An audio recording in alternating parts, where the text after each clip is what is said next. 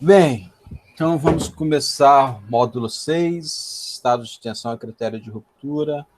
Acho que o Marcelo não estava aqui quando eu falei mais cedo. Promoção do Indique um Amigo, a Uniswan pediu para nós, professores, estarmos passando para vocês isso daí. Nessa promoção você vai indicar um amigo e vai ganhar, acho que R$200 de crédito para cada amigo matriculado, ou um plano Team Black. Quaisquer dúvidas é para consultar lá no regulamento interno do aluno. Módulo 6. A gente já discutiu um pouquinho o que é o conceito de tensão, só que agora a gente vai permear um pouquinho mais para aquele conceito que vocês veem na parte de resistência dos materiais. É o conceito de tensão normal e tensão cisalhante. A gente precisa entender e se situar nesse universo, porque a gente vai começar a tratar não só das tensões verticais, que eram essas que a gente estava vendo, mas a gente vai começar a visualizar também as tensões horizontais e os estados de tensão do solo. Então, em um corpo qualquer, aqui não pensando em corpo particulado ou nada disso, a gente tem o conceito de que, se feita uma seção, você vai ter todas as forças que atuam nesse corpo. Quando seccionado esse corpo, ele pode ser resumido num único esforço normal e em esforços cisalhantes ou esforços tangenciais, né? Então, a resultante das forças que atuam, elas podem ser sintetizadas em dois vetores, basicamente. Um que é perpendicular àquele plano e outro que é tangencial àquele plano. E esse conceito a gente reaproveita da resistência dos materiais e a gente utiliza bastante em mecânica dos solos, porque a tensão cisalhante ela é um elemento importante para a gente quando a gente vai entrar na parte de análise de estabilidade de talude, na resistência do solo quanto a um carregamento vertical ou coisas do tipo.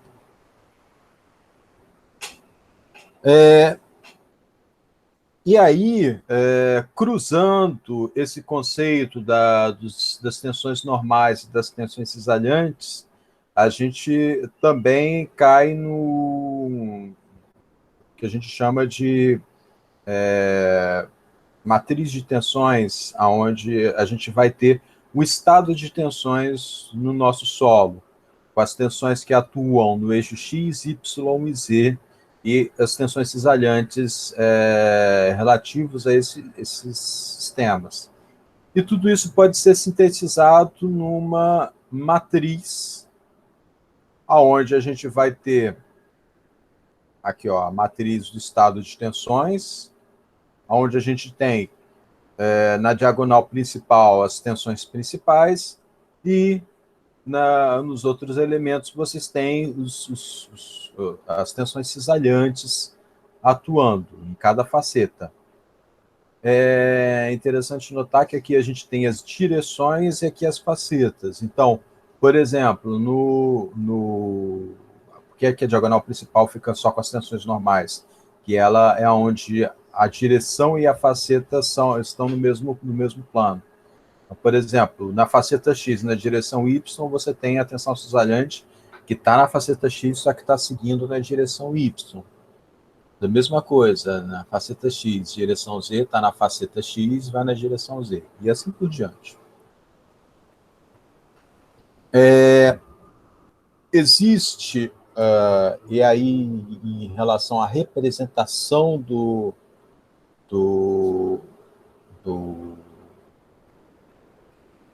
estado de tensões de um solo por meio matricial, existe uma matriz especial que é onde a gente chama a matriz das tensões principais, né? Ela seria a matriz equivalente ao plano. Tá ventando bastante aqui. Deixa eu fechar um pouquinho a janela. Ai, meu Deus, tá voando tudo.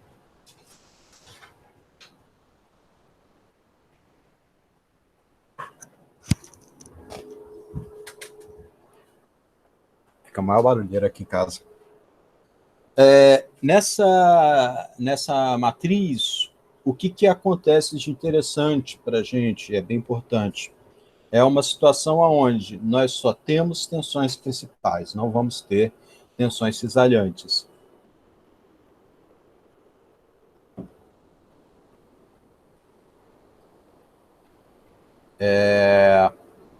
E o ensaio triaxial é um exemplo disso, porque como é que é feito o ensaio triaxial? A gente vai pegar um cilindro de um solo, que tem que ter uma certa coesão, né? Vai encamisar ele com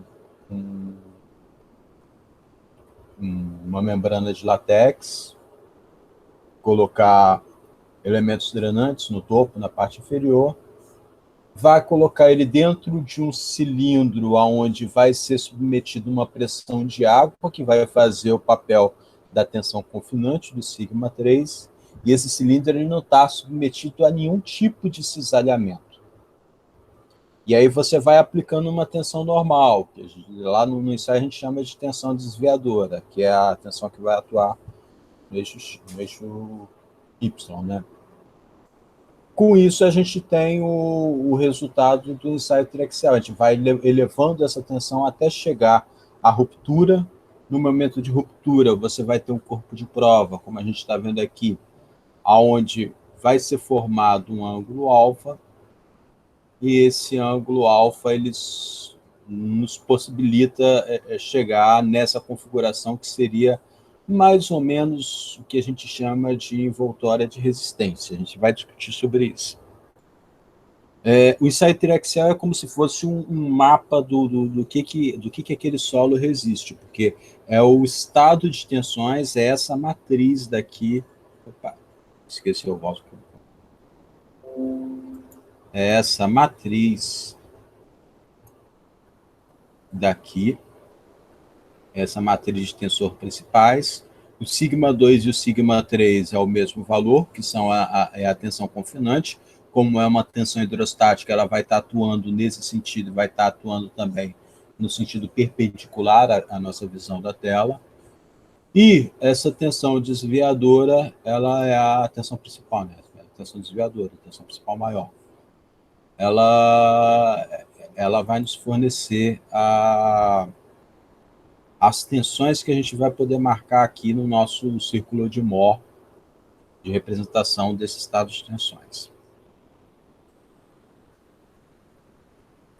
Daí, também é interessante a gente observar esse plano com ângulo alfa, que é o plano onde rompeu. Nessa situação, nessa configuração, é o plano onde a gente teve o cisalhamento do solo. Então, é o plano mais frágil, é o plano que teve a maior tensão cisalhante. Quando a gente vai colocar esse plano alfa, a gente tem aí, atuando nesse plano, não mais só a tensão principal, como era o caso, por exemplo, aqui o sigma 3, aqui o sigma 1. No plano de ruptura, você tem, atuando nele, uma tensão sigma alfa e uma tensão normal sigma alfa e uma tensão cisalhante tal alfa. E existe uma matemática por trás disso para a gente levar para uma situação ou para outra, partindo ou das tensões principais ou de um par de conjuntos de tensão normal e tensão cisalhante. Aqui é a matemática, depois eu vou descobrir. Então, diante dos resultados desses ensaios, na verdade, isso foi antes até de se tratar de geotecnia. O critério de Coulomb, ele originalmente meio que postulado para o aço. O Coulomb, ele percebia essa relação de tensão normal, tensão cisalhante. É uma realidade para a grande maioria dos materiais. E ele percebeu que cada material tinha uma propriedade, aonde você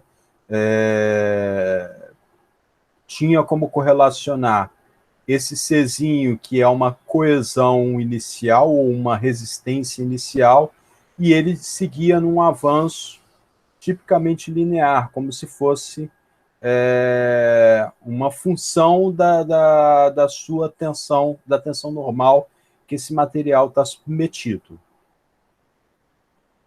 E juntou o critério de Coulomb, que mostra essa estrutura de uma reta com uma coesão inicial, uma resistência inicial e um aumento de tensão, aumento de resistência cisalhante, oriundo do aumento da tensão normal, com o critério de Coulomb, que ele falava dos círculos de Mohr, aliás, critério de Mohr, que ele falava da presença dos círculos de Mohr, que são basicamente uma representação do estado de tensão do solo, ou de qualquer outro material, na verdade, o estado de tensões, e você tem um conjunto de círculos de Mohr que representam um estado, uma linha, que essa linha vai ser a linha de ruptura daquele material.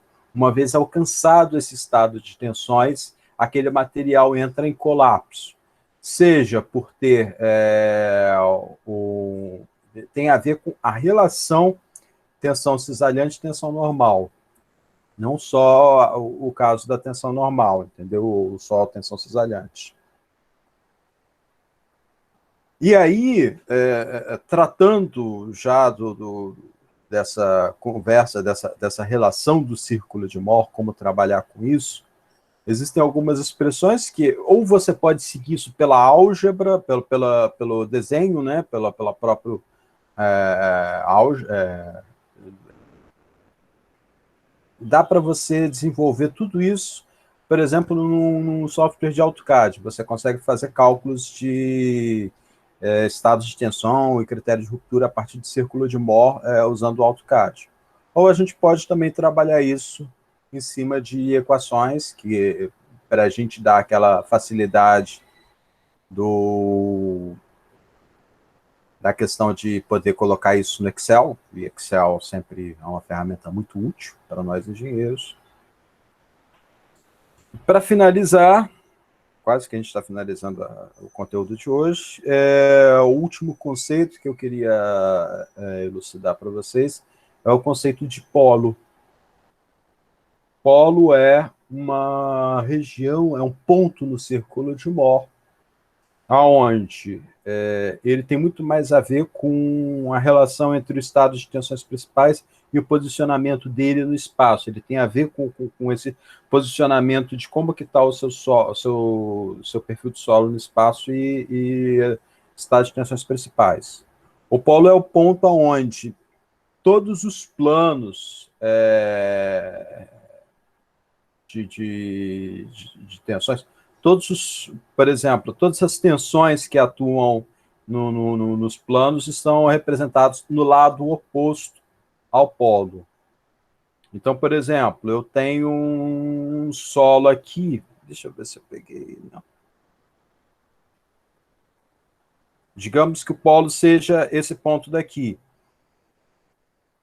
Nesse plano, com essa inclinação, o meu estado de tensões do solo vai ser σ1 com essa tensão M, e perpendicular a ele, a tensão cisalhante vai ser zero, porque está aqui no ponto, tá certo? E o ponto casado, né, o ponto oposto a ele seria, o ponto perpendicular ortogonal a ele seria esse ponto com o σ3 igual a N. Mas se eu fizer aqui, por exemplo, um plano nesse ponto A, o plano no solo, nesse sentido, eu teria essa tensão cisalhante aqui, hipoteticamente, e essa tensão normal.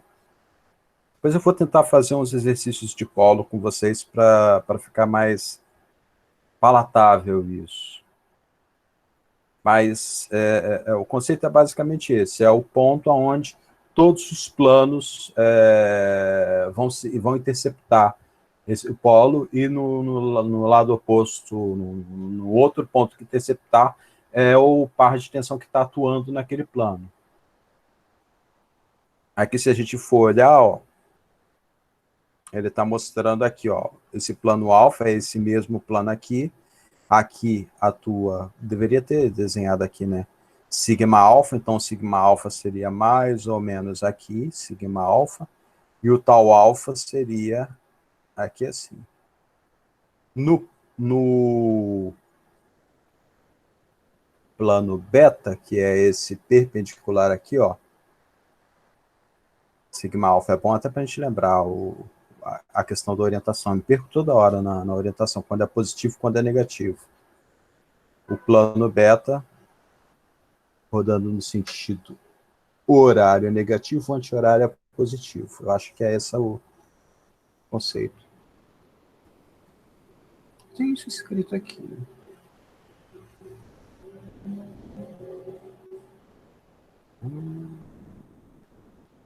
Dois pontos ortogonais para a matriz escrita. Não cheguei a colocar isso, não.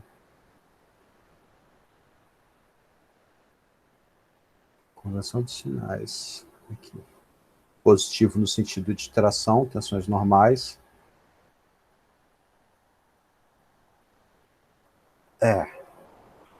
Só que isso daqui é para resistência dos materiais. Na mecânica dos solos, a gente inverte isso.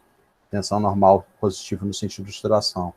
Que solo não sofre tração. E aí nossa matriz de tensão ficaria toda negativa, né? Porque é sempre no sentido de compressão. Então, na mecânica dos solos, a gente inverte, a gente trata tensões normais positivas quando estão comprimindo. Se necessariamente tiver o mesmo sentido cartesiano.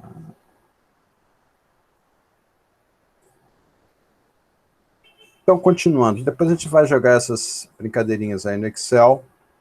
E aí, juntou o critério de Moore, o critério de Coulomb, e a gente tem a envoltória de resistência ao cisalhamento do solo, que é basicamente essa reta aqui, ó, tangente a esse círculo. Existe uma matemática por trás disso, onde a resistência ao cisalhamento, esse tal F, é igual à coesão, ou intercepto de coesão, que é essa onde matematicamente chega nesse resultado, mais a tensão atuante no solo vezes a tangente do ângulo de atrito do solo.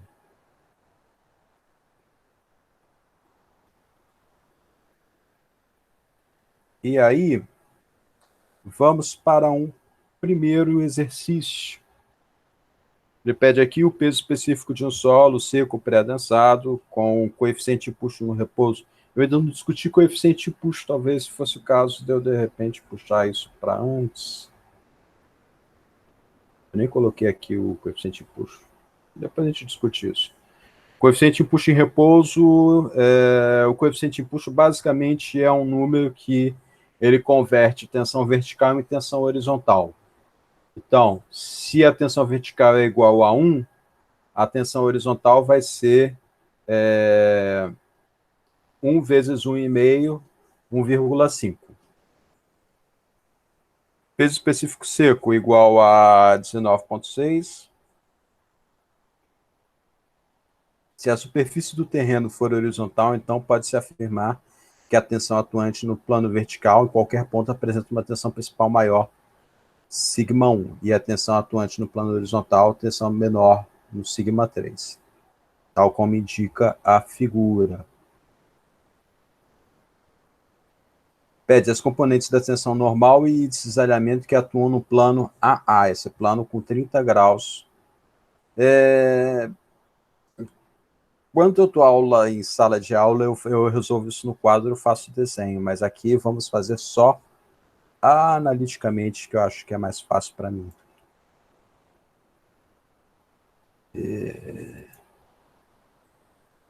Vamos aqui puxar.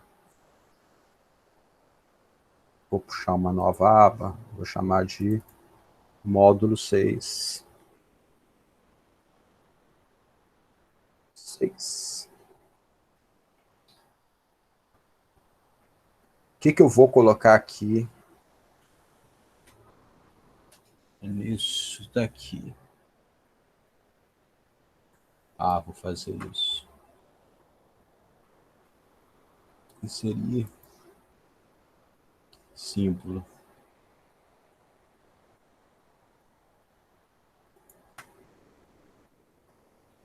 Sigma. E vamos inserir o símbolo tal.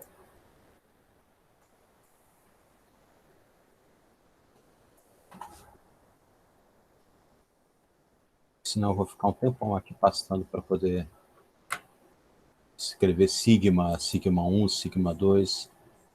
O difícil seria aqui.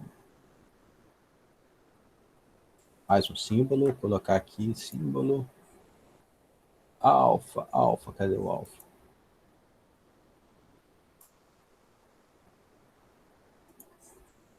Ok.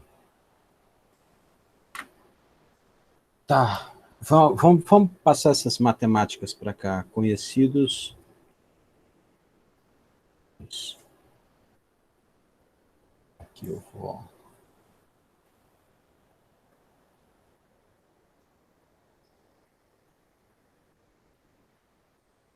Sigma 1 e sigma 3.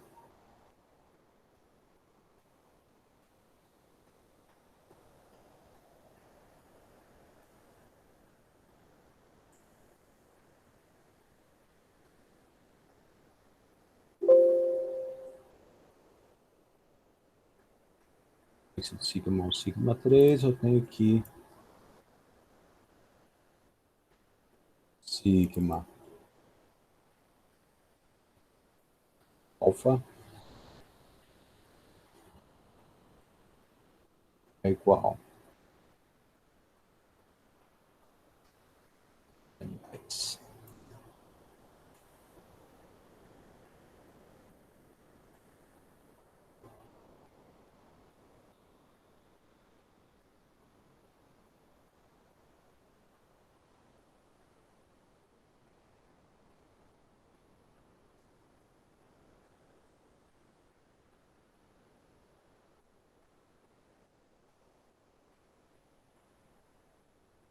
Sigma alfa e tal alfa. O sigma 1 vou colocar aqui só para D10, alfa 30 graus. Aí eu tenho que sigma alfa vai ser igual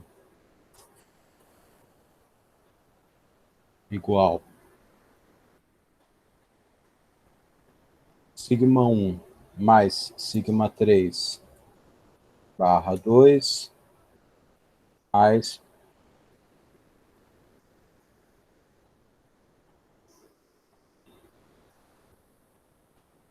sigma 1 menos sigma 3 barra 2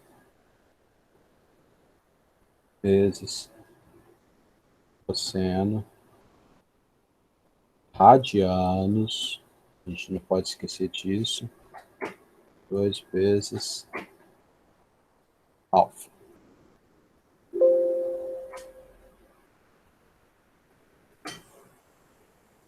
Ah, esqueci de fechar.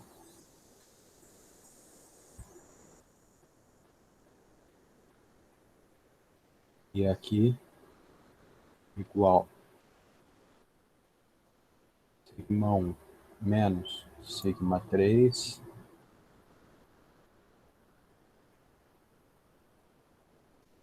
vezes seno. Vou colocar multiplicando primeiro, seno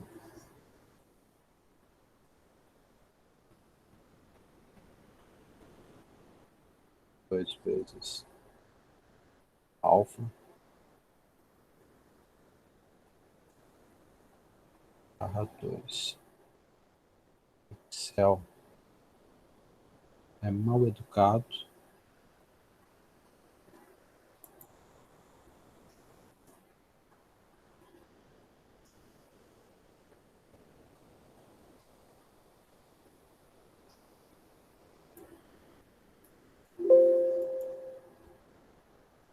Só duas casas.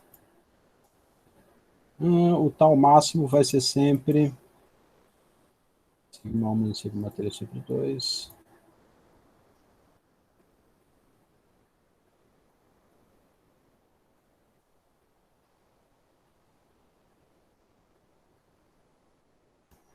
E o ângulo que ocorre esse tal máximo é 45 graus, né, no meio do círculo. Então, a gente tem aqui toda a matemática para situação quando a gente conhece sigma 1 e sigma 3. A gente quer mudar o ângulo, que é o caso do problema que a gente vai ver. Mas vamos colocar também a outra matemática, conhecidos sigma x, sigma y e tal xy. Vou colocar aqui só para sigma x, sigma y, e faltou aqui o tal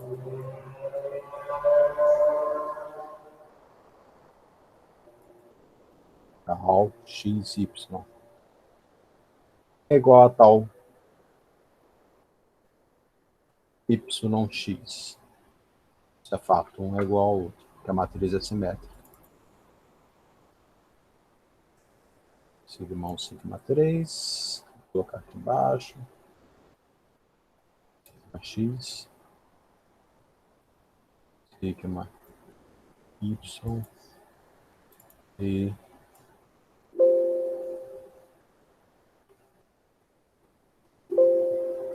acho que já foi. Tal x y.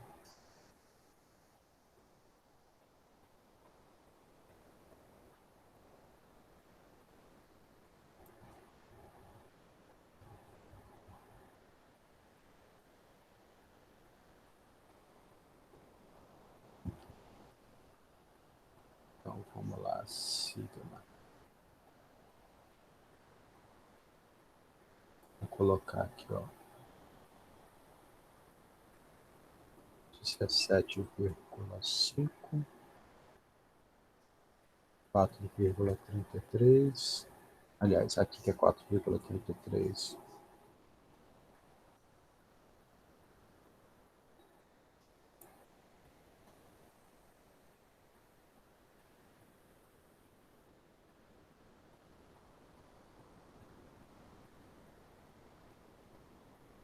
E sigma y 12,5. Vamos ver se a gente chega de novo nos 10 em 1. Então, igual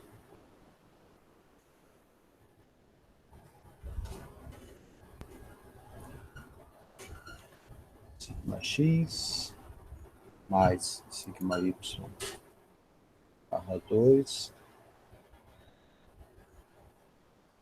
mais raiz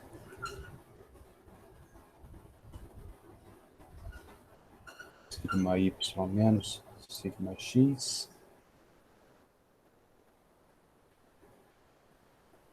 barra 2.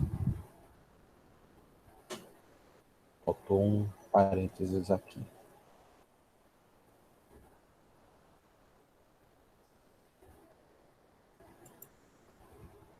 Ao quadrado mais ao xy ao quadrado, fecha. Sigma 1, 19,9999989, que eu vou reduzir aqui o número. Opa! É aqui que eu quero reduzir. E sigma 3 é a mesma coisa, só que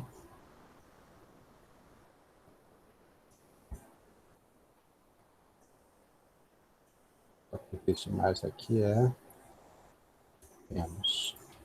Olha que beleza. Vai para um lado e vai para o outro. Já temos a equação pronta para isso. Podemos agora brincar com o nosso probleminha. E aí, o que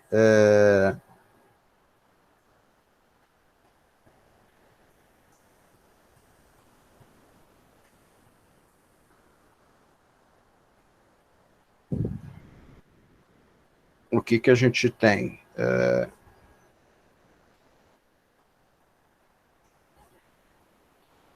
Peso específico de um solo pré-adensado, seco, com capa zero igual a 1,5, é 19,6.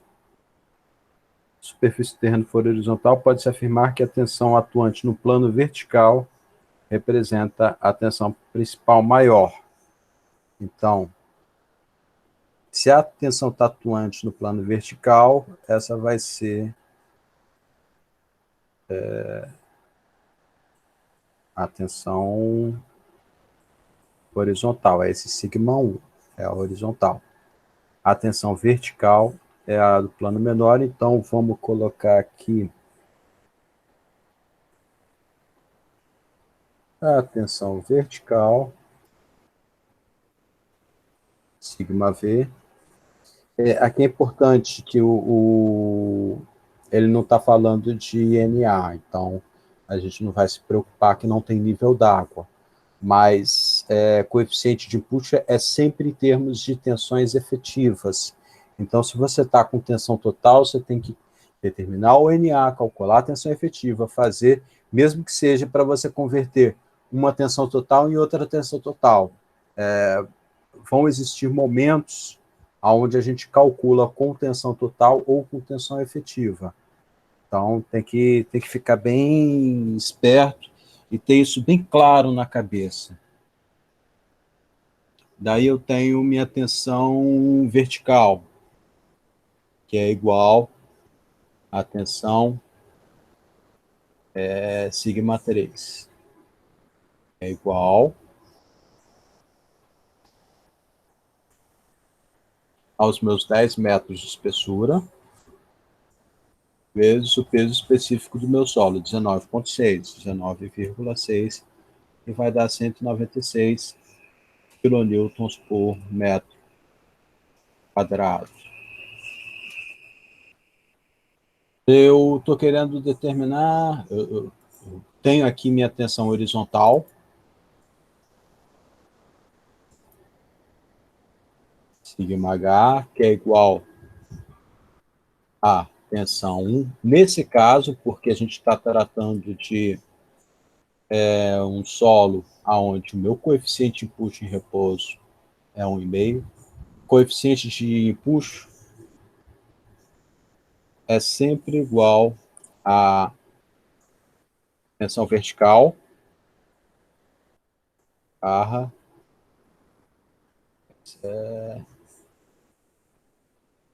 tensão horizontal, né? Sigma, Ctrl V. E aí, saiu. Tensão. Se eu multiplico pela minha tensão, eu vou ter isso, tensão horizontal dividido pela tensão vertical. Esse é o conceito do meu coeficiente de empuxo, ele é, por padrão, isso. Quando se fala de coeficiente de empuxo, é o resultado da divisão entre a tensão horizontal e a tensão vertical. Daí, nesse caso, a gente está trabalhando com coeficiente de empuxo em repouso. Depois a gente vai discutir especificamente o que são os coeficientes de empuxo. O valor da tensão horizontal, então, vai ser igual à tensão vertical vezes o coeficiente de empuxo, que é 1,5, vai dar 294 kilonewtons por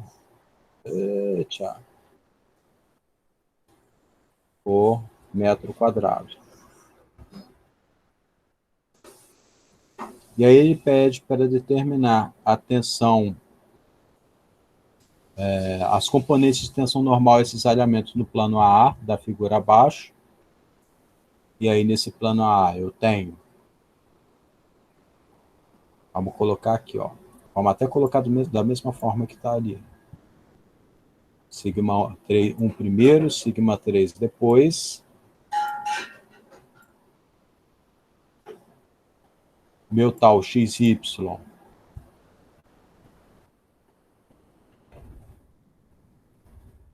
Aliás, meu ângulo alfa. no nosso caso é 30 graus, e a gente vai ter um tal alfa, um ângulo alfa igual, sigma alfa igual a 269, e uma tensão cisalente em alfa igual a 42. Se eu pegar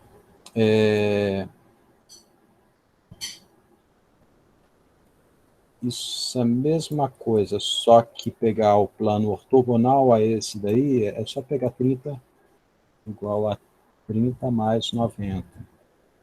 Eu vou ter 102, é sempre o mesmo valor, né? Só que ele vai mudar o ângulo, que é esse plano aqui dessa parede. É como se eu tivesse mudado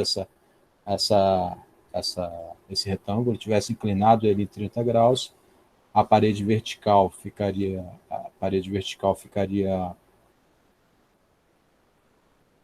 normal cisalhante negativo, né? Normal de 120 cisalhante negativo. A gente tem aí a outra parede. O valor da máxima tensão de cisalhamento não tem muito segredo, né? Tá o máximo. Aqui embaixo. O máximo igual a 49. É. Parece ser, é muito fácil, na verdade, né? Assim, quando você deleta a matemática, você não se preocupa mais com a matemática, o conceito ele é bem elementar e simples.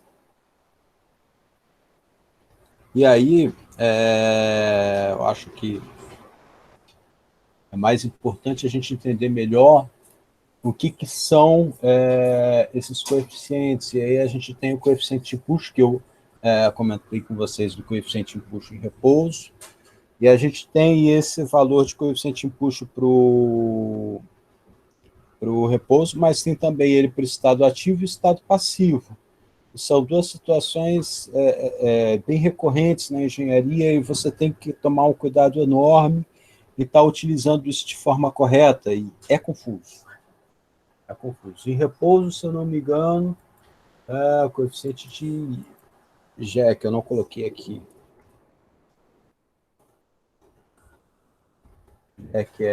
acho que é tangente de...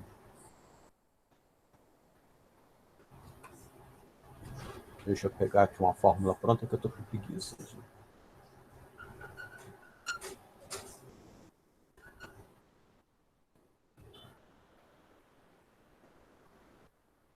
1 menos seno φ.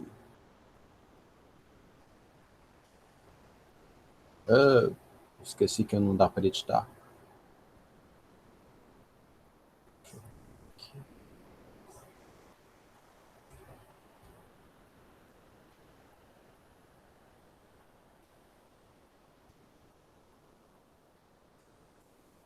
Faltou o capa zero.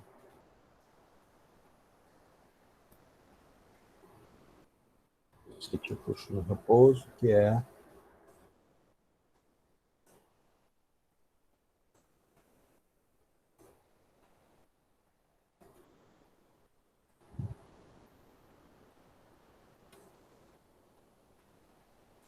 capa zero.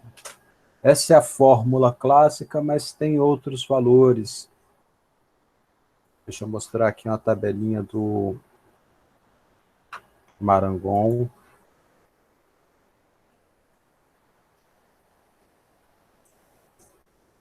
Só que isso daqui tem mais a ver com... Marangon traz isso para outras situações. Não tem muita lógica eu estar discutindo isso com vocês agora, que é pegar o coeficiente de G aqui tradicional, capa 0, 1 menos seno φ, que é a expressão simplificada, aqui é a original, tipo, não faz tanta diferença assim em relação à situação, e tem as alterações do coeficiente em função de tipos de argila, normalmente adensado, pré-adensado.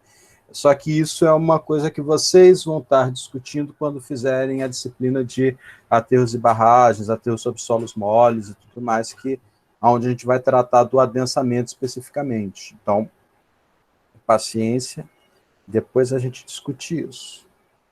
Por enquanto, a gente pode ficar se prendendo a essas três situações: estado ativo, estado passivo e estado em repouso. E agora vamos discutir o que é o estado ativo, o que é o estado passivo em repouso. Em repouso é a situação onde o solo ele não pode, ele está suficientemente confinado que ele não vai ter nenhuma movimentação, nem de afastamento do anteparo, que deixa o solo ficar mais folgado, nem de compressão do anteparo, que deixa o solo ficar mais comprimido. Ou seja, o solo ele está parado, ele está estático, por isso em repouso. Ele não está nem em processo de alargamento do solo, ou seja, ele está ficando mais solto, nem em processo de compressão do solo. Ele é o meio termo. O coeficiente de puxo no estado ativo é o coeficiente de puxo que a gente vai usar, relembrando, isso é bom repetir sempre. O coeficiente de puxo é o que correlaciona tensões horizontais e tensões verticais. Então, eu tenho aqui o peso próprio do solo. Aquele peso próprio do solo vai se traduzir, por exemplo, numa pressão que isso vai fazer na parede de uma contenção, de um muro de contenção. Ou seja, isso vai se transformar, isso vai se traduzir em um esforço horizontal. E o quanto ele se traduz em esforço horizontal, tem a ver com como essa parede se movimenta. Se essa parede está estática e ela não vai se movimentar em 1 milímetro, existe uma situação específica que eu vou discutir isso com vocês. Se essa parede está sendo empurrada pelo solo, então o solo ele vai estar ganhando mais espaço, vai ficando mais aberto. Por consequência, esse coeficiente de empuxo ele acaba sendo mais baixo. O coeficiente de empuxo no estado ativo, ele está sendo empurrado, ele é no estado ativo. Ou o caso onde o muro ele está comprimindo o solo, você tem o anteparo empurrando o solo, e aí você vai ter esse coeficiente de empuxo no estado ativo. O muro está no estado passivo, o solo está sendo empurrado pelo muro. Estado ativo, o solo está empurrando. Daí o conceito ativo e passivo, tá certo? A gente pensa sempre sobre a perspectiva do solo. Se o solo está empurrando o muro, o solo é ativo, ele está ativamente empurrando.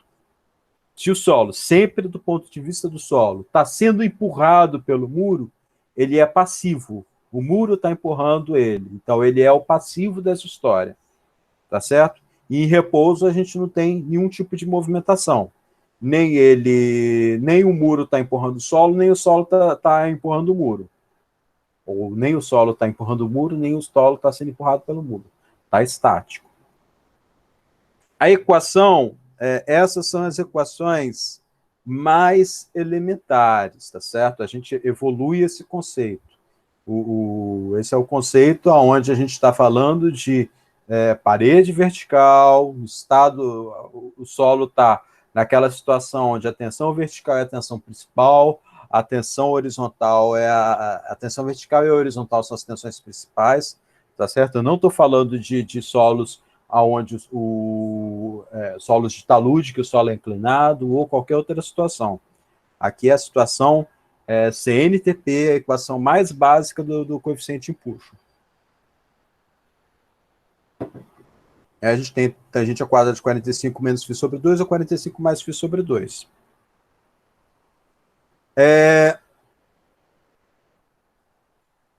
A gente tem esse modelo, é bom discutir isso, o modelo teórico e os esforços atuantes, que a gente na faculdade fica só fazendo essa situação aqui, que é a situação fantasiosa de um subsolo que não ocorre, não é bem real isso.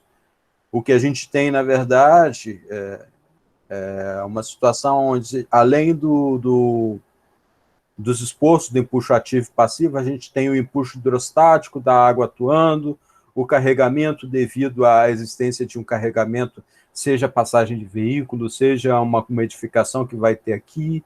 Então, todas essas, tudo isso vai estar atuando nesse solo, e a gente vai ter aí uma composição de esforços para poder fazer o dimensionamento.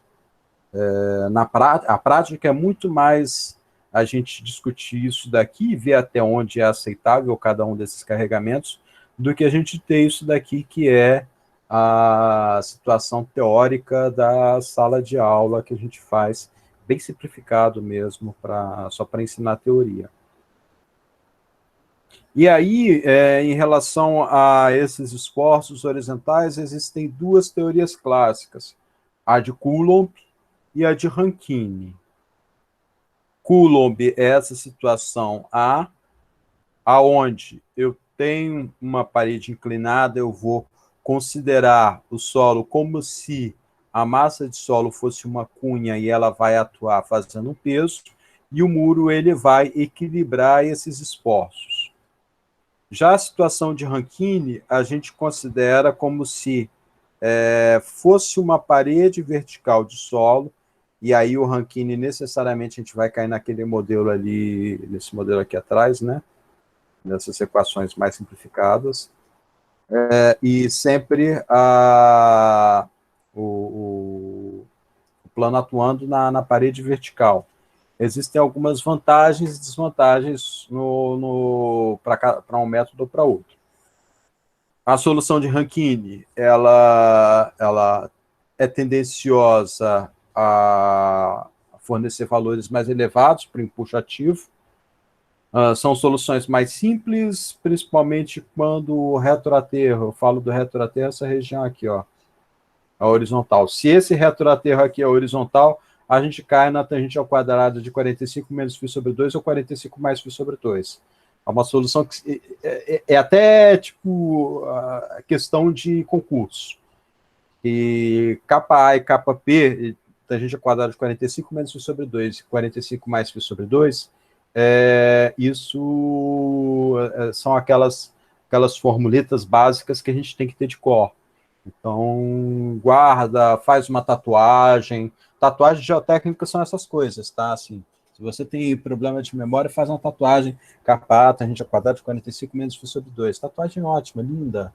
Você pode até fazer um círculozinho de Moore e tal, dar uma estilizada. Conversa com o seu tatuador, que é uma tatuagem boa. É bom que no concurso já faz uma colinha, né? Manda o tatuador dar uma estilizada, é importante isso.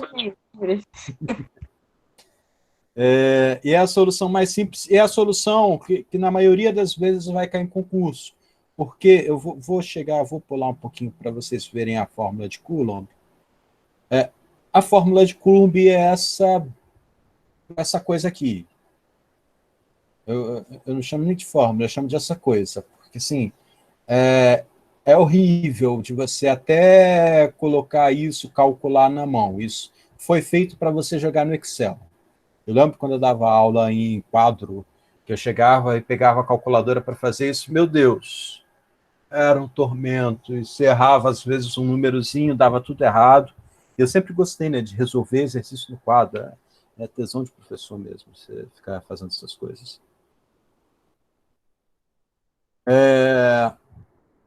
Dificilmente, na situação de Rankine, a gente tem os valores de resistência solo e muro. Esse delta aqui seria um ângulo que a normal forma com o muro. Deixa eu mostrar aqui na figura. É esse ângulo aqui, ó, que você vai desviar a tua atenção e ela vai ser equivalente ao atrito que o muro faz com o solo. Ele atua como se fosse uma componente de resistência para atuar nisso daí. No caso ativo, o atrito solo-muro, no valor do coeficiente de empuxo, o ativo capa é desprezível. O efeito do coeficiente de atrito do solo-muro pode ser expresso pela mudança na direção do eixo total do empuxo ativo. O que ele fala é que é para calcular o empuxo total, tá vendo? Que ele calculou o PA e ele mudou aqui no ângulo beta, ele chamou de beta essa mudança de ângulo. Para paramentos não vertical, o solo pode ser incorporado ao muro. E aí é o que faz, o que é feito aqui. Nesse caso desse muro, o muro não o paramento ele não é vertical, ele não forma um ângulo de 90 graus. Aí o que vai acontecer? Como é que vai ser? Diferente da memória de cálculo desse, que você calcula como peso do muro, especificamente a massa do muro, aqui a gente vai calcular como peso do muro a massa do muro, né, na posição específica, e a massa desse triângulo de solo aqui nesse centro de gravidade atuando aqui. Então você faz uma composição de esforços para poder ter para poder forçar o paramento vertical de Rankine, que é o que a teoria pede. Limitação da teoria de Rankine é retroaterro tem que ser plano. Na verdade, dos dois, né? Tanto Rankine quanto Coulomb, você precisa ter uma situação de retroaterro plano. As paredes não devem interferir na cunha de ruptura, não existe resistência mobilizada do contato solo-muro. Apesar de mais geral, a solução de Coulomb também pede o retroaterro plano e a face da parede deve ser plana. Você ter faces irregulares no método de Coulomb, você acaba simplificando para um plano só. Então, aqui são mostradas as situações da solução de Rankine. A solução de Rankine necessariamente trata como se fosse uma parede vertical. No Coulomb, você trata inclinado. Aqui, no caso do Coulomb, se ele tem um dente, que esse dentezinho é comum, ele é omitido do cálculo, porque você precisa dessa simplificação para executar. Tá certo?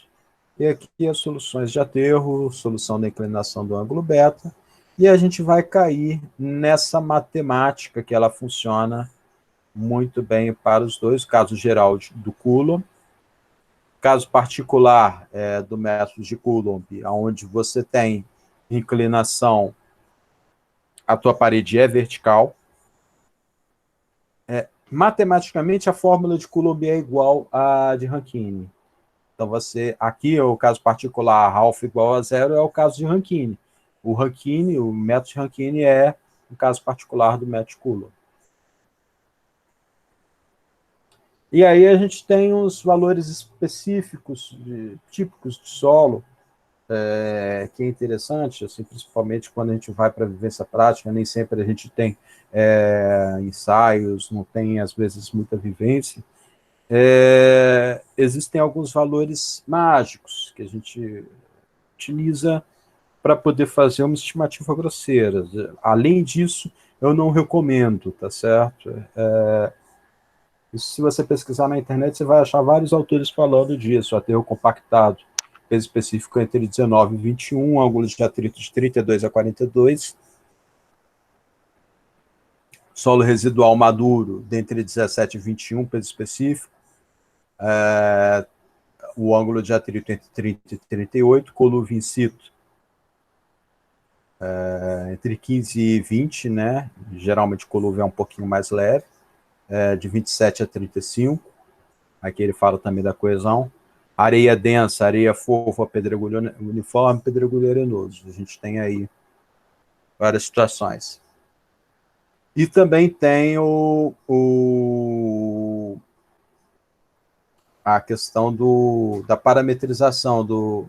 Existe uma forma de você, em vez de calcular a tua estrutura como um todo e achar a segurança depois, você pode incorporar fatores de segurança também nos parâmetros. Se você está com um parâmetro que você não confia muito, então, para o teu ângulo de atrito, você calcula o arco tangente da tangente do ângulo de atrito dividido pelo fator de segurança da tangente, e aí você vai colocar entre 1 e 1,5, a depender da quantidade de medo que você está daquele parâmetro.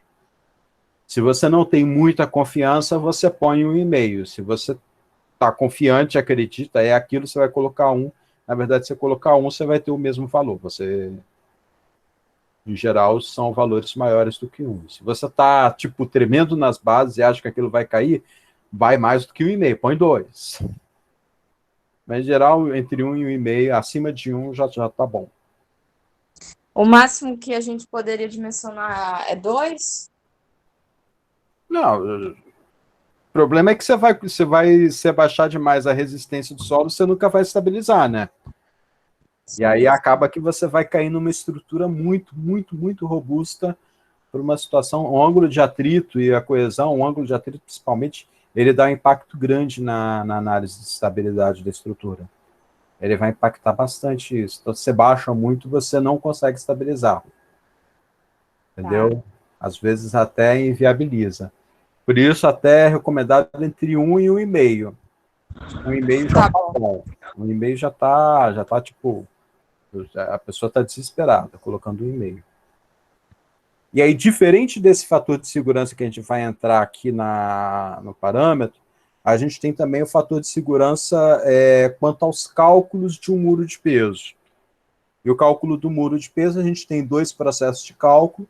A gente tem a análise, na verdade, são 3 processos, né? A ruptura global, que é o solo por trás do muro cair, tem uma queda de barreira, que vai passar por fora do muro. O muro vai permanecer estável e o solo rompeu como um todo. Essa é a análise global que vocês vão ver na disciplina de estabilidade de taludes, que eu acho que tem no curso de vocês. Existe a análise quanto à fundação, que a tua fundação vai entrar em colapso, e você vê na disciplina de fundações. E aqui a gente dá uma olhada, uma passada, vocês já deram uma perpassada na graduação, e a gente vai passar de novo, nos fatores de segurança quanto a tombamento e deslizamento. Tombamento, você faz a análise segundo um ponto dos momentos que tentam derrubar em relação aos momentos que seguram, e deslizamento, você faz uma análise em relação aos esforços horizontais que atuam nessa estrutura. Basicamente, o atrito da base do muro e o empuxo ativo. Às vezes, o empuxo passivo, quando o muro está debaixo do solo. Coloquei um probleminha e a gente vai trabalhar naquele probleminha.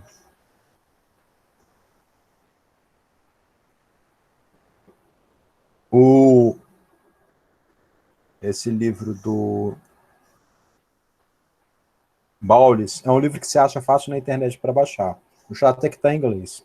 Mas ele passa esse ábaco para você determinar o comprimento do dente que vai cravar no solo. Isso é um dentinho que você faz, isso é um muro clássico, a gente chama de muro de cantilever. Ele usa o próprio peso do muro para poder estabilizar o teu solo. No Baulis ele dá uma sistemática, eu achei até interessante trazer aqui para vocês isso daí, para vocês verem. E aí, vamos para a aplicação prática. Eu trouxe aqui uma situação de um muro de peso bem clássico. Várias coisas a gente vai estar colocando. Eu vou até, para facilitar, eu não vou nem mais olhar aqui, porque várias coisas a gente vai estar atribuindo. Eu vou chamar aqui cálculo.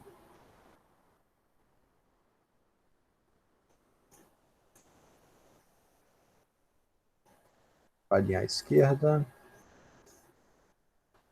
E vou colar essa figurinha aqui. Várias coisas a gente vai definir aqui, tá? Então, esse é um desenho de uma estrutura típica de um muro de peso. A gente tem, nós temos aí um material filtrante, geralmente na face do muro de peso. Ele pode se estender fazendo um colchão. No caso, por exemplo, aqui é uma situação que provavelmente teve um reaterro. Então, se fez necessário isso daí. Existe um tubo de drenagem para absorver essa água. São usuais também colocar... tá aqui marcado. Tubo também a gente chama de barbacã, esses tubos que vão atravessar também de um lado ao outro. Basicamente, para a gente garantir que nesse maciço de solo não tenha água. Porque a água ela vai gerar o empuxo hidrostático, que é uma carga a mais no nosso muro, e a gente não quer essa carga, a gente quer sempre minimizar isso para poder sair mais barato a nossa estrutura.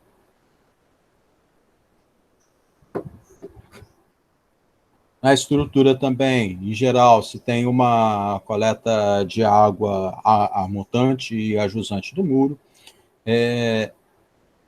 provavelmente o professor, quando vocês tiverem a aula de estabilidade de taludes, o professor vai discutir com vocês que um bom projeto de estabilidade de taludes, de contenção de solos e tudo mais, começa, o elemento mais importante dele é o projeto de drenagem.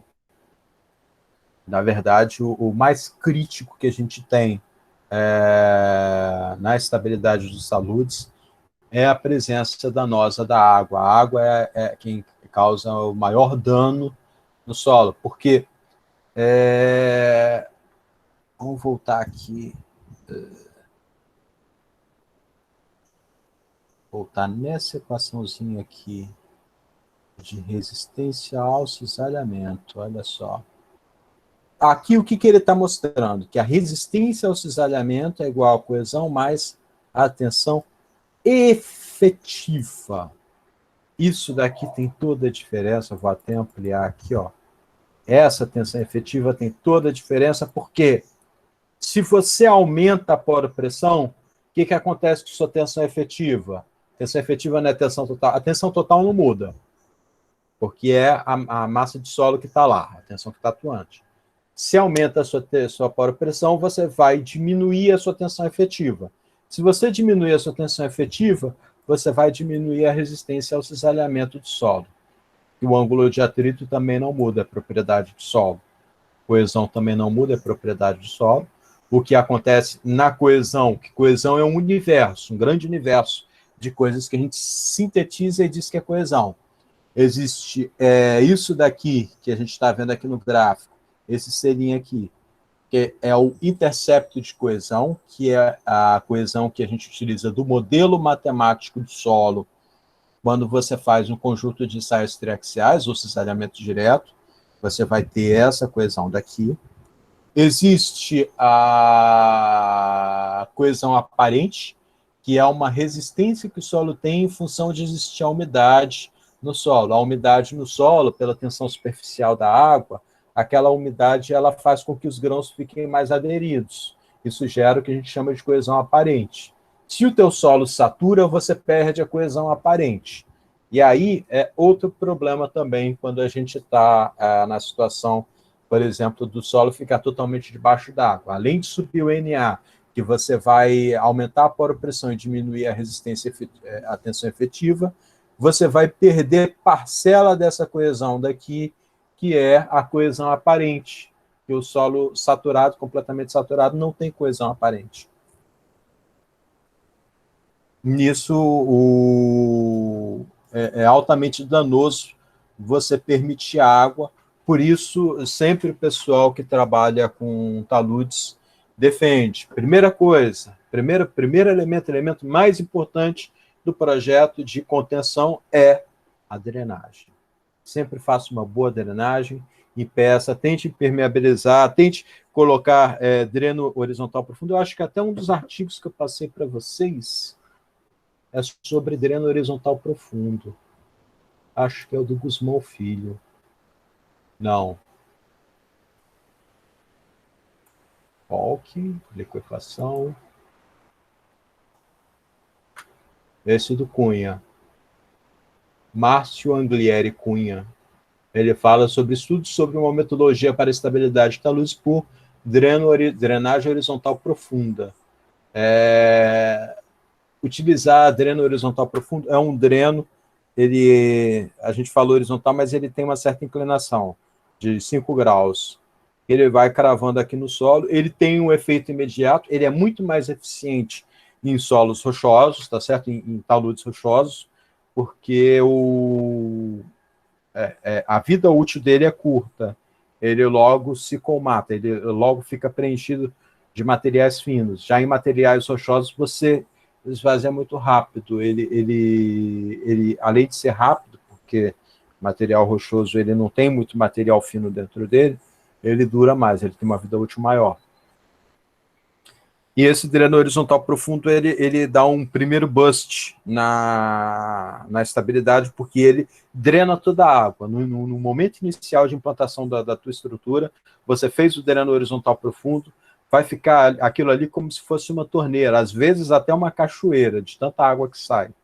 E aí você vai baixando o lençol freático do teu talude de montante, e garante que, naquele momento, aonde está aquela estrutura implantada, seja um muro de peso, seja uma cortina atirantada, seja um muro de gabião, pode até ser solo grampeado, aquilo ali vai ficar mais estável, porque você vai ter melhorias nas propriedades do solo. E aí, voltando então para o cálculo do nosso muro de peso, vamos fazer um muro bem simplesinho.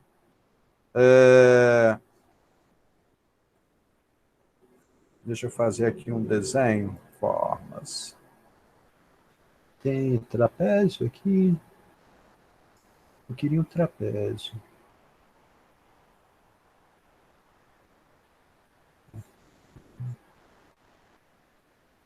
Aqui. Vamos desenhar aqui.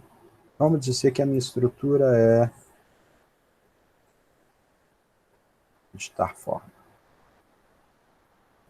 Editar formas, editar pontos. Eu quero.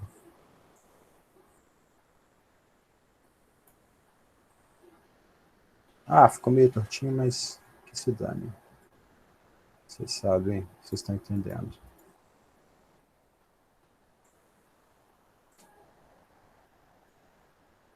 E...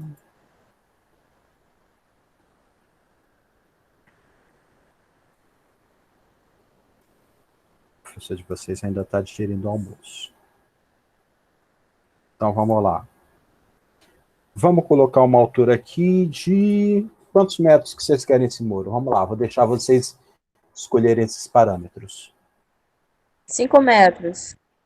5 metros. Ok. Aqui no topo, vamos colocar esse dentinho com... Se é 5 de altura, vamos colocar 1 metro aqui. 1 metro aqui em cima. Vamos alinhar isso à direita para ficar bonitinho. Aqui embaixo, vamos colocar 5 metros de altura. Aqui embaixo, pelo menos 4,4 metros. Eu acho que dá para passar. 4 metros. Tá ok. 4 metros, eu tenho aqui material de concreto. Em relação ao meu solo, que solo que vocês querem aqui? Uma areia, peso específico de 18? É, pode ser. 18 quilonewtons por metro cúbico. Ângulo de atrito, vamos colocar aqui 30 graus. Vamos colocar um material resistente, porque não vai cair muito fácil. Gama.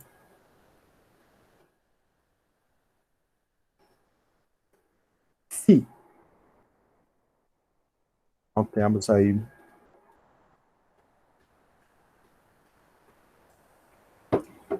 Vamos colocar areia, coesão igual a 0. Porque... primeiro que é sempre perigoso a gente ficar considerando coesão no solo. Só quando é coesão verdadeira mesmo.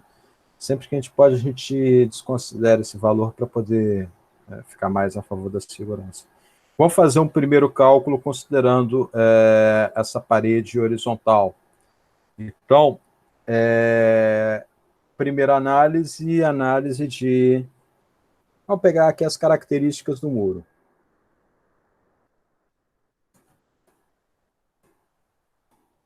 Vou alinhar isso aqui à esquerda. Vamos colocar um itálico nisso. E aí, primeira coisa, vamos lá. Peso, né? Em geral, a gente chama peso de W. Meu peso é igual ao concreto. Concreto tem um gama de 25 quilonewtons por metro cúbico. padrão, entre 24 e 25. Então, o meu peso vai ser igual à área do trapézio, base grande mais base pequena, 4 mais 1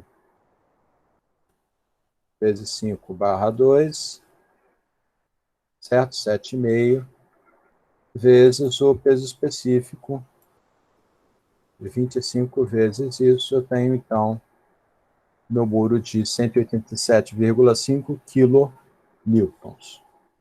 É o peso do meu muro. Coeficiente de empuxo.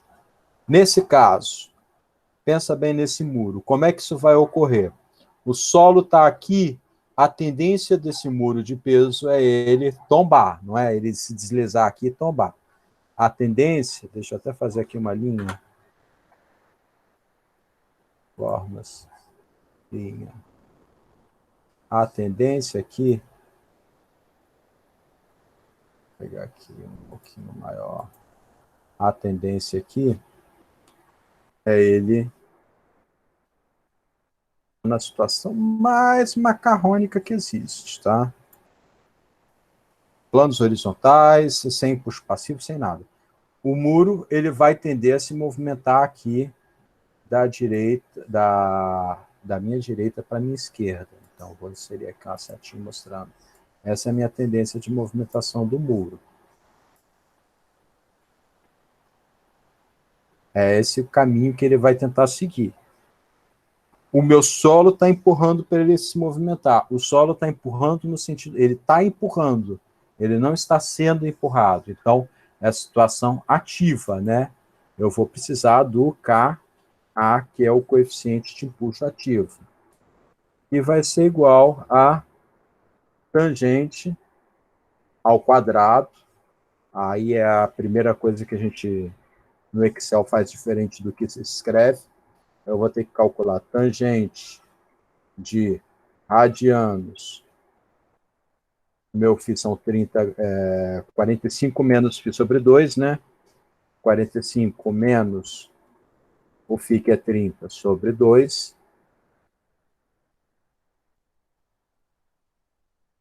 Tangente ao quadrado.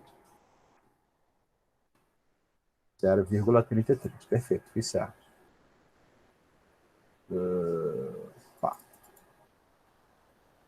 O capa é esse. Só para relembrar aqui as fórmulas. Opa, fórmula. Capa A. Tangente ao quadrado. Aqui, quando a gente põe tangente ao quadrado de x, quer dizer que é a tangente de x com tudo ao quadrado. Que é para não confundir com tangente de x ao quadrado, e o quadrado é no x e não na tangente de x. Por isso que a gente põe o quadrado antes. Capa A é igual a isso. Minha tensão na base, certo? Coloquei aqui características do muro. Características do muro é só o dado. Características do solo.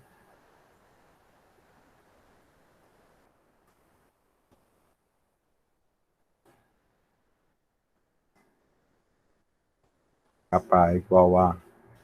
Capa A é adimensional, tá certo?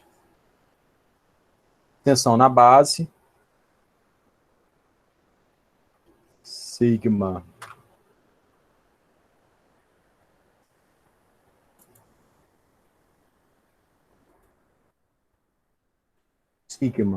linha vertical, é a tensão efetiva vertical, na base do muro. Por que eu preciso disso?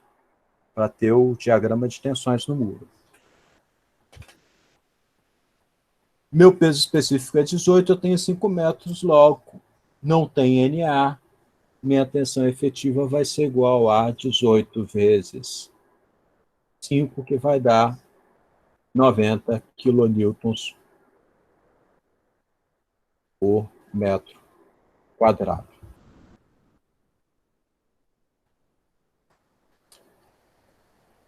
Tensão vertical, vou até colocar um Bzinho aqui, que é para saber na base. Eu vou calcular direto já a tensão horizontal na base. que é igual à tensão vertical vezes o coeficiente de empuxo. Então, horizontalmente está atuando 30 quilonewtons por metro quadrado. Então, aqui nessa parede, a gente tem um conjunto de tensões triangular, tá certo? As tensões horizontais, aonde a máxima, que é onde tem a maior tensão vertical, atua aqui embaixo, 30 quilonewtons por metro quadrado. Tensões horizontais. Já o empuxo ativo, a gente chama de empuxo ativo. Vou colocar aqui, empuxo ativo. É a resultante desse diagrama triangular, tá certo? Aqui tem, deixa eu inserir aqui seria uma forma. Eu vou inserir esse triângulo daqui.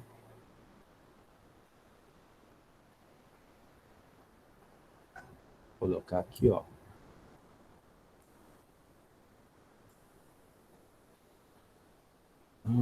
Preenchimento da forma. Textura.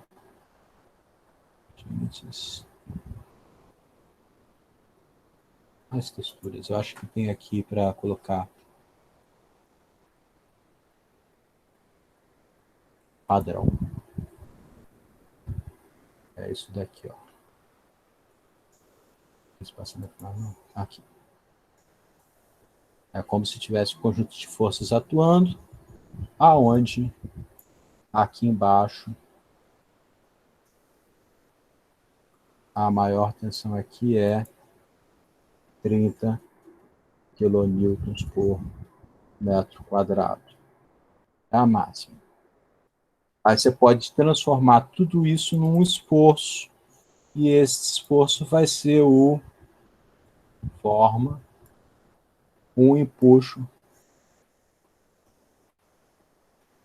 ativo. Eu posso sintetizar todo esse carregamento no empuxo ativo. Uma forcinha, empuxo ativo, que é igual à área do diagrama. Eu sempre falo isso, e eu acho engraçado que o professor de resistência nunca ensinou para vocês que você calcula uma força é igual à área do diagrama de tensões que atuam. Então, se eu tenho um diagrama triangular, eu tenho que o meu empuxo ativo vai ser igual a 30 vezes a altura 5 metros. Certo? Então, o meu empuxo ativo, 30 vezes 5, vai dar 150 quilonewtons por metro. E aí a gente tem isso daqui, eu estou dizendo que o empuxo ativo é uma força, só que a unidade é quilonewtons por metro.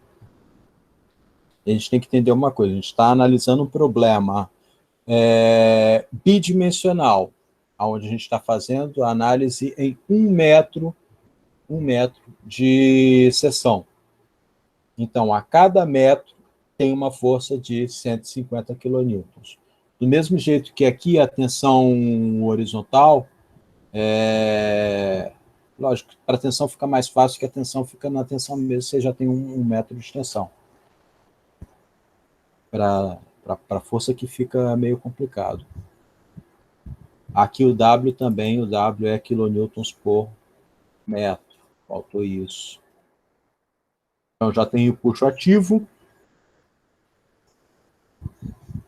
Essa altura H aqui, essa distância aqui, deixa eu inserir aqui. Formas. Cadê a setinha para os dois lados? Aqui você. Essa altura que está atuando o meu empuxo ativo é igual a 1/3 de H, 1/3 da altura. Isso também é uma coisa, eu vou até colocar para cá para não ficar confuso. Está meio confuso pro lado de cá. A altura desse esforço é 1/3 da altura, 1/3 da altura total. Então, esse H, que é onde vai estar posicionado o empuxo ativo, é igual a 1/3 de 5 metros, que é a altura da minha estrutura. Que vai ser 1,67, né? Vamos diminuir aqui. Opa, fiz besteira.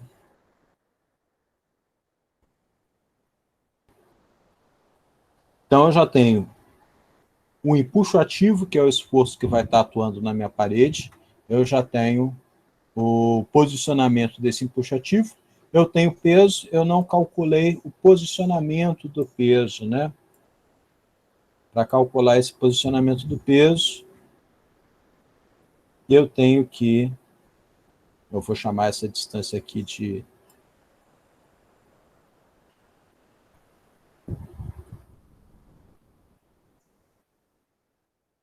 colocar aqui no horizontal.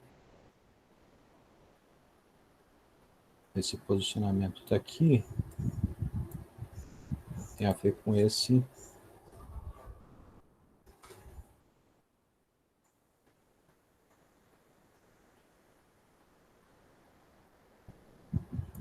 chamar aqui de W, e essa distância em relação a W. Por que eu preciso dessa distância em relação a W?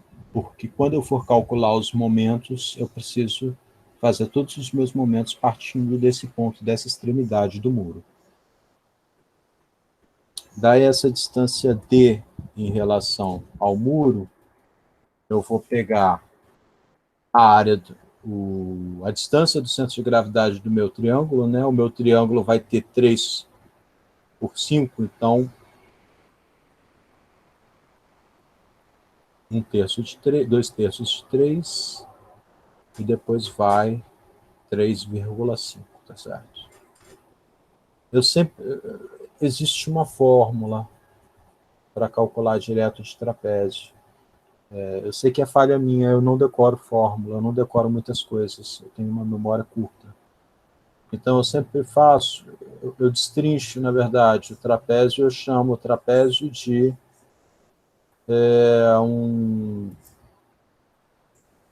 eu chamo o meu trapézio de um retângulo,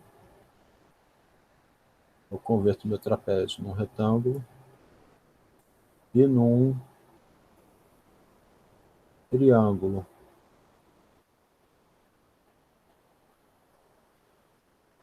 Eu faço essa simplificação. Porque do triângulo eu sei que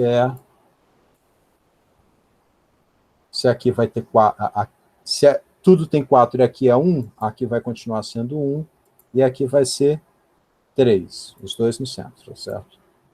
Os dois aqui no centro. 1 e 3. A área do meu triângulo, a área vai ser igual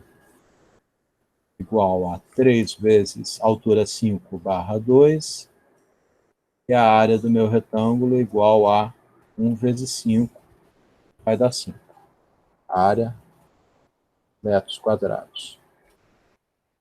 Meu centro de gravidade do meu triângulo, partindo desse ponto aqui, sempre da quina do talude, vai ser 2/3, tá certo? Igual a 2/3 da distância. Qual é a distância? São 3 metros. Então, vão ser 2. Desse daqui vai ser o quê? Os 3, que já é essa distância aqui, mas no retângulo é meio, né? 0,5 vezes 1. Aí o meu centro de gravidade, eu vou fazer a média ponderada. Vai ser igual a centro de gravidade vezes a área de 1 centro de gravidade vezes a área do outro, e vai ser igual à soma dos dois, dividido pela soma das áreas. E aí eu vou ter meu centro de gravidade a 2,60 metros. Então aqui, ó, vai ser 2,6. Vou colocar aqui à esquerda para ficar direitinho. 2,6. Então, meu D, 2,6 metros. Já tenho todos os meus parâmetros. Vou então agora análise quanto a tombamento. Vou analisar o tombamento do meu solo. Tombamento a gente divide em dois momentos. Eu analiso os momentos estabilizantes e os instabilizantes. O que vai tentar, basicamente nessa situação mais simples, quais são as duas forças que estão atuando? O empuxo, que está atuando horizontalmente, tentando derrubar a tua estrutura, e o peso do concreto, que está atuando verticalmente, estabilizando. Então, ó, momento estabilizante e estabilizante, certo?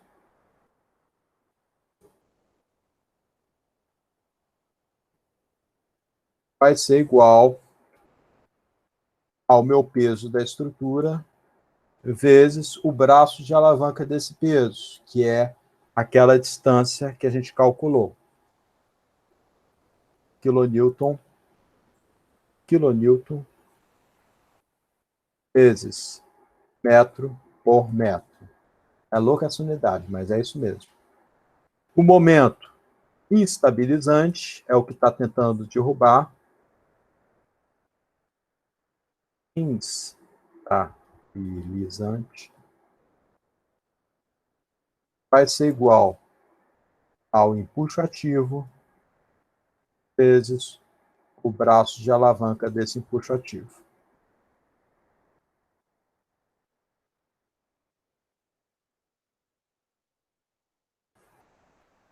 Fator de segurança, ou coeficiente de segurança, as pessoas mudam os nomes, é o que está segurando em cima, dividido por aquilo que tenta derrubar. No nosso caso, deu 1,95, ainda dá para passar, acima de 1,5, né? Estava lá nos slides. Fator de segurança de tombamento maior ou igual a 1,5. Aqui está. Ok. Agora vamos para a análise quanto a deslizamento.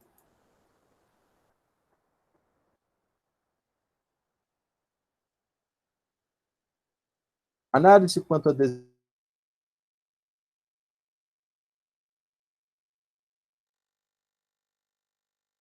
estabilizante é a força instabilizante. Só que, para calcular a força de estabilizante, a gente tem que calcular a força de atrito. Vamos rever aqui no próprio slide, que ele mostra aqui, tem uma matemáticazinha para força de atrito. Existe força de atrito para longo prazo e para curto prazo, com permeabilidade alta ou permeabilidade baixa. No nosso caso, a gente está desconsiderando coesão. Então, basicamente, desconsiderando coesão, a força de atrito seria largura dividido pela largura. Poro-pressão também, a gente não está considerando a presença de poro-pressão. Então, seria WB vezes W sobre B, vezes tangente de delta. Então, basicamente, vai ser W, peso da estrutura, vezes tangente de delta, que é esse fator de atrito solo-muro. A gente pode usar esse fator de atrito solo-muro como sendo o próprio ângulo de atrito do solo. A gente usando o ângulo de atrito do solo, a gente vai estar sendo até um pouco um pouco conservador, porque o ângulo de atrito entre solo e muro, às vezes, ele é um pouquinho maior do que o ângulo de atrito do próprio solo, porque, em geral, esses muros você faz um concreto magro, você tem uma boa adesão e uma boa correlação ali entre o muro e o solo. É interessante observar também que, assim, utilizando a longo prazo e essa fórmula, já desconsiderando a coesão e a poropressão, a gente vai ter valores que vão depender da largura da tua fundação. Ele depende só do peso. Então, você tem uma estrutura com o mesmo peso, ou uma muito larga, ou uma muito estreita, basicamente, matematicamente, né, segundo as nossas simplificações, a gente vai ter o mesmo fator de atrito. Aqui no caso, então, sabendo que nosso solo está com 30 graus, né, que a gente deixou, força de atrito, então, vai ser igual a W vezes tangente radianos 30. E deu 108 kilonewtons por metro quadrado. Kilonewton por metro. Força de atrito. A força estabilizante é o próprio empuxo ativo. Logo, o meu fator de segurança quanto a deslizamento vai ser igual ao que está segurando, que é a minha força de atrito, dividido pelo que está tentando derrubar, que é o meu empuxo ativo, que deu 0,72. E deu ruim. Deu ruim porque o teu fator de segurança deu menos do que 1, ou seja, esse muro aqui ele já rompeu. O que a gente pode fazer quando dá ruim? Teoricamente, Não? eu sei. A gente vai pegar aqui, ó, e vamos aumentar esse muro.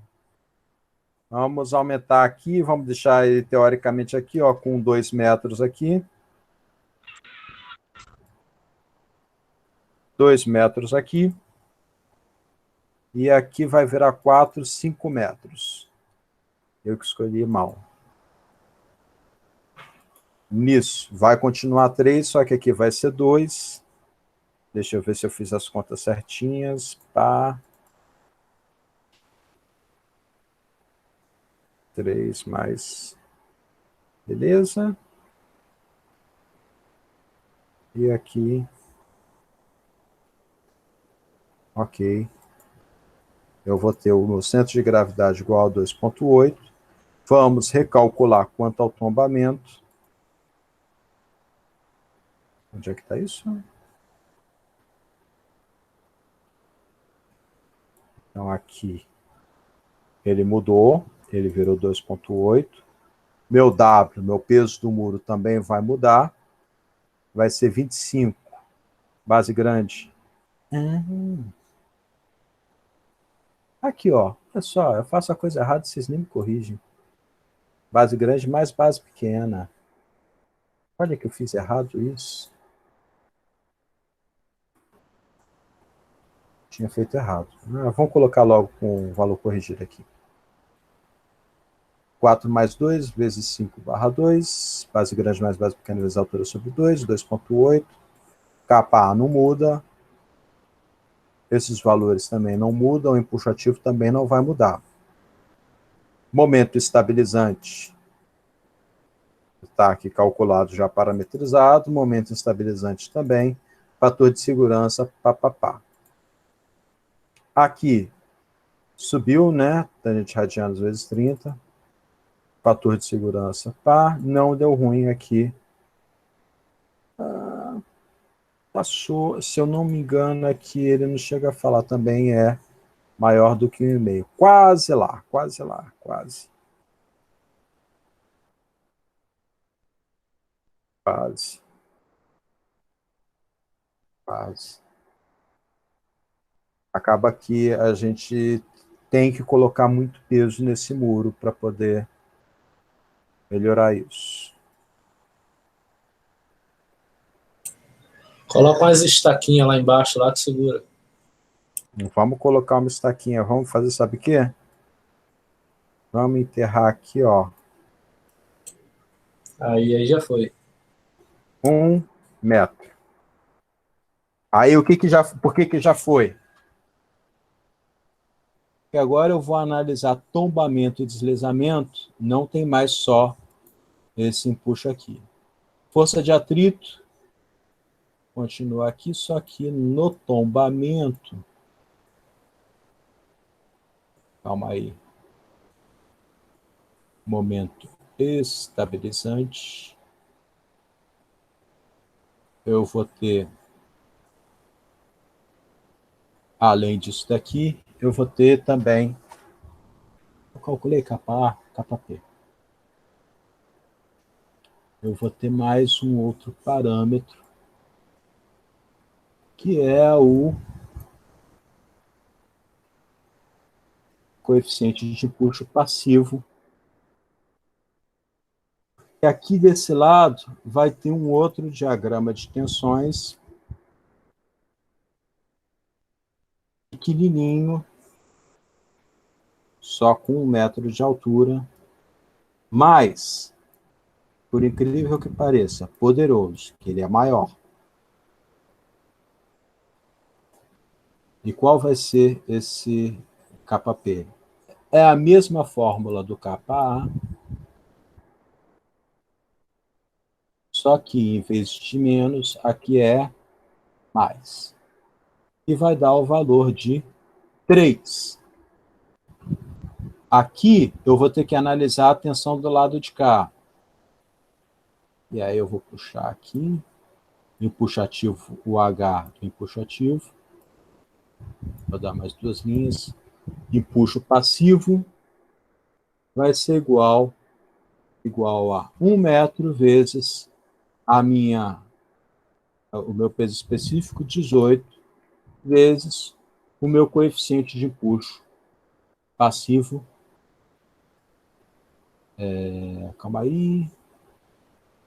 Seria a minha tensão vertical vezes o coeficiente de empuxo passivo, vezes a minha altura, 1/2. Aqui eu já fui para a conta direto, tá? Dá para fazer direto. E vai dar 27 kilonewtons por metro quadrado. Tem uma formuleta, a gente acaba fazendo de cabeça, né? Que a área do triângulo base vezes a altura base seria 18 vezes 1 vezes o kp, vezes altura sobre 2. Só que como a altura ali é 1 metro, então já vai direto. O meu centro de gravidade vai ser igual a H desse daqui, né? Vai ser igual a 1/3 de 1, que é 1/3, 0,33. Daí eu vou ter, além desse momento estabilizante do peso, eu vou ter o momento estabilizante do empuxo passivo. Vou chamar de ME também. Depois vocês vão quebrar a cabeça para descobrir o que é. E vai ser igual a isso vezes isso. Aqui não é quase nada, né? Isso vai impactar em quase nada no nosso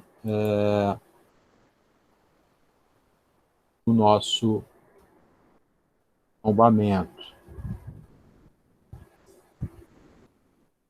Mas, quando a gente for entrar aqui no deslizamento, ele vai entrar aqui,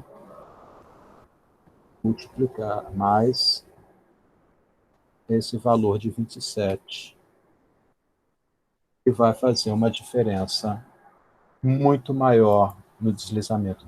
O empuxo passivo ele dá uma tensão, um impacto muito maior no deslizamento do que no tombamento, porque no tombamento o braço de alavanca aqui vai ser muito pequeno, ao passo que, quando você considera o empuxo passivo, é toda a estrutura, todo esse esforço que ele tem um multiplicador muito maior, porque o KP ele é muito mais alto que o KA.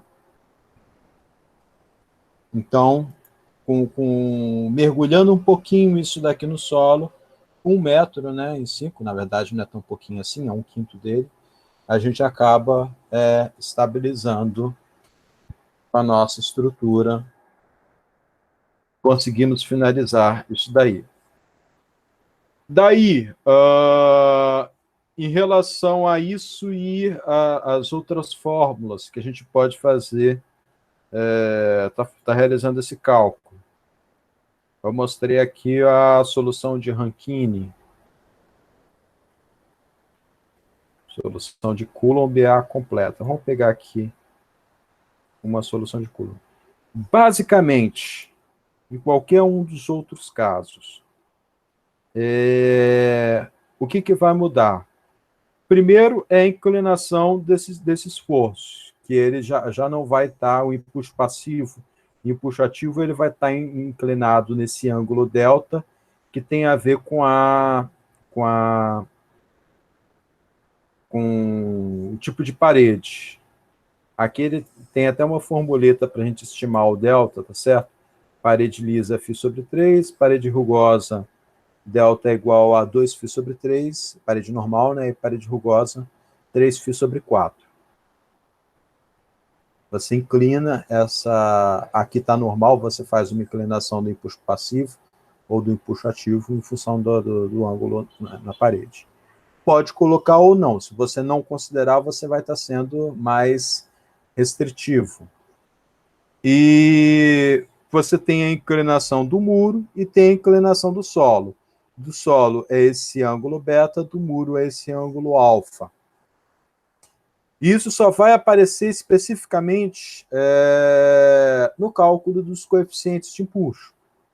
Você vai calcular o coeficiente de empuxo, você vai ter esse valor, você vai acabar entrando basicamente nesse mesmo conceito, nessa mesma estrutura. O que vai mudar é que os ângulos, em vez de estar normais, eles vão estar inclinados, e você tem que fazer aí uma certa matemática para finalizar isso.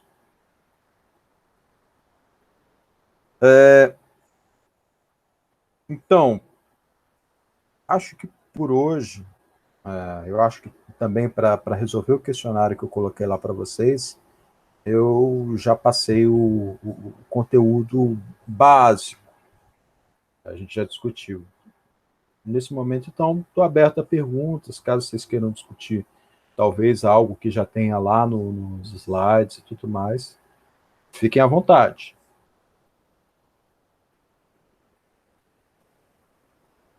Ou, se for o caso, eu vi que assim, vocês ainda não fizeram muita coisa dos trabalhos. A Tayane também, ela caiu, né, da internet.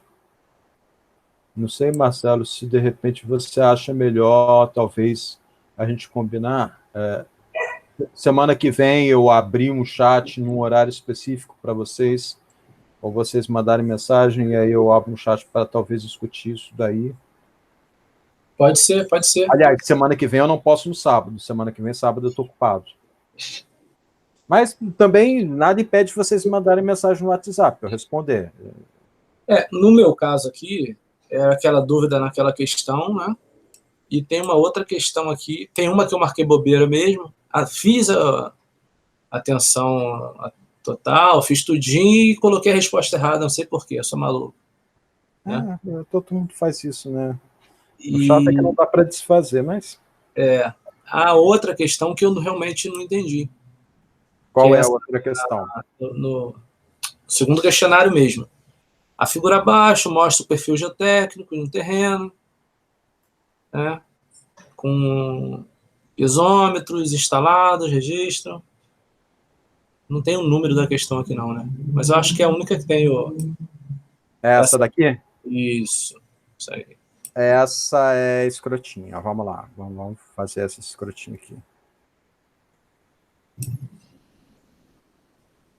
Vamos colocar aqui em paralelo o Excel. Então, aqui é incorreto afirmar que, né? Aí, deixa eu ver aqui. concordo com a resposta correta, porém tem outra errada, segundo meus cálculos, né? Eu até, assim, depois assistindo a aula, percebi que você relatou essa questão da resposta correta aqui, que fala sobre a argila, né? Sobre a impermeabilidade dela. Você até comenta que a areia...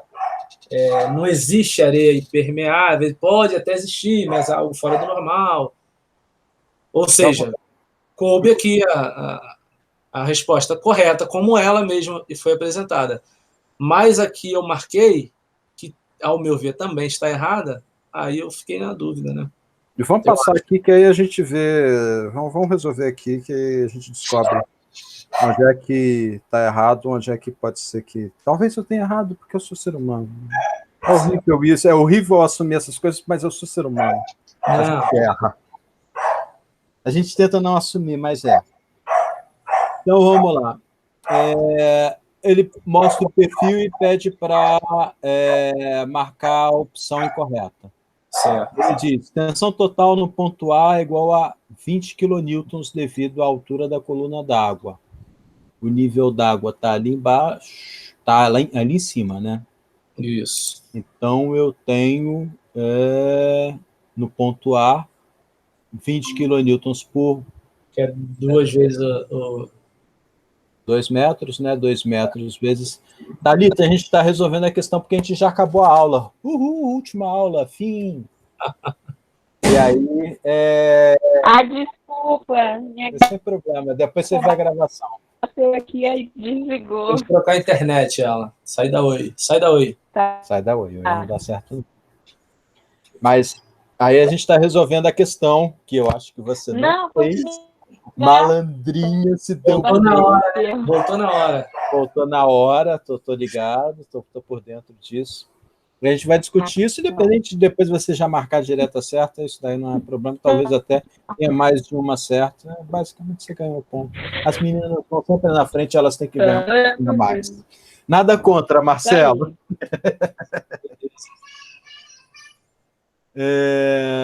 Então, vamos lá. A tensão total no ponto A é igual a 20 kN d'água devido à coluna d'água.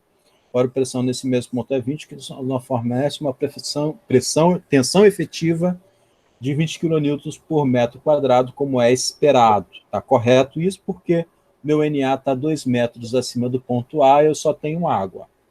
Ok.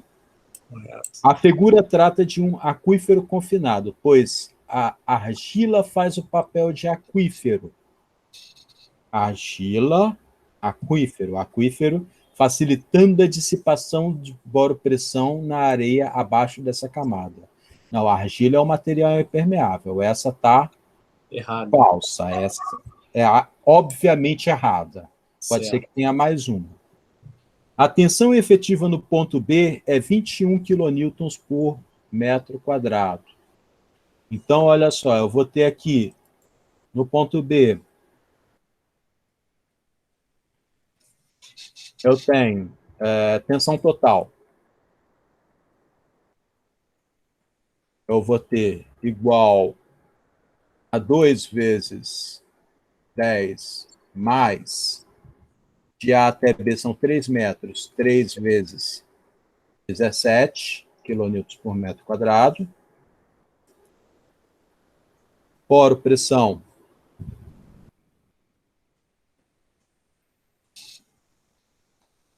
igual, a gente tem 2 mais 3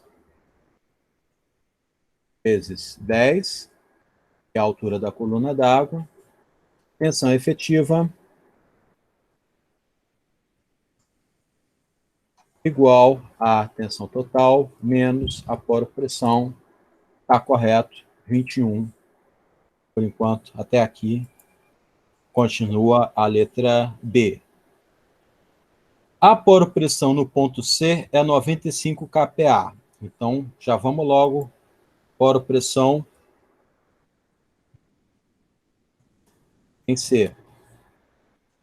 vai ser igual 1, 2, 3, 4, 5, 6, 7, 8, 5. 1, 2, 3, 4, 5, 6, 7, 8, 9, 5. 95. Tá certo? Estou somando aqui. Ó. Vamos somar aqui na calculadora. 2 mais 2 mais 3 mais 2,5 vezes 10 deu 95 kPa. Perfeito. E a poropressão no ponto B é 70 kPa. B é 50. Já está dizendo aqui que é errado, né? Tal fato ocorre devido à baixa permeabilidade, em alguns casos ser considerado como material impermeável. Essa também está errada. Olha. Bom, não sou tão ruim assim. Foi isso que você ficou em dúvida? Foi. Eu devo ter digitado errado isso. Tal fato ocorre devido à baixa permeabilidade, em alguns casos. Aqui eu digitei 7 e era para ser 5. Que vacilo. Que vergonha. Vamos ver o último logo. Já que a gente já está aqui, a tensão total no ponto B é igual a 71 kN por metro quadrado. Vamos descobrir aqui, tensão total. A gente já fez, tensão total, 71. A poropressão nesse mesmo ponto é 50. Pelo princípio das tensões efetivas, a tensão efetiva é igual a 21. Pô, é a mesma coisa, né? Se esse está certo, esse também está certo. Tá. Eu tenho que melhorar isso. É só isso, Marcelo? E é isso aí. As outras eu marquei bobeira mesmo. Parar de marcar bobeira, hein? Digamos que se fosse um concurso. Não, isso eu ia te falar. Como tem algumas coisas que são questões de concurso, né? A maioria. Aí tem essas pegadinhas que você erra, mas aí aparece o teu erro como opção, né? Tem que ficar esperto. Essa daqui foi uma questão de concurso, mas que foi muito... Aliás, isso fui eu que inventei. Eu pego isso dos meus alfarrábios, meus material antigo, e aí, às vezes, a gente comete um erro e no material antigo ficou com erro, depois você corrige, recorrige, fica aquela história, e acaba que eu peguei um que não estava muito bom. Mas tá beleza. O importante é a gente descobrir... Eu preocupado aqui onde eu tinha errado, né? Na minha forma, nos meus cálculos aqui. E é sempre legal, né? Às vezes a gente... Mas é bacana fazendo Excel aqui, que ele vai mostrando de forma muito clara, né? A forma que você coloca aí. Um hábito até que, assim, eu sempre projetei com o Excel do lado, isso já faz parte da minha rotina. E eu não faço conta com calculadora, às vezes eu via colegas no escritório que usavam a calculadora para fazer conta com a calculadora. Cara, assim, nada contra a calculadora, mas, poxa, você põe no Excel, você não tem medo de ter digitado o número errado, eu tenho um medo enorme disso. E você vai lá, você acha que digitou errado, você olha ali, 2 vezes 10 mais 3 vezes 17. Fiz certo mesmo. Dá para conferir, é mais rápido a conferência que na calculadora. Então a gente acaba ganhando uma segurança. Gente, só assim, estou à disposição de vocês, mas já vou adiantar logo o link da presença. Deixa eu ver aqui. Cadê? Professor, você vai alterar essa questão ou vai deixar? Agora tem que ficar esperto. O teu trabalho é marcar na opção certa. Você sabe que uma das duas é a certa. Não vou alterar, não. Vai ser mal. Se eu não alterar, o Marcelo vai perder o ponto, né? Sacanagem. Altera lá, tem problema não. Eu vou alterar lá. Gente, eu vou parar a gravação, que já acabou a aula.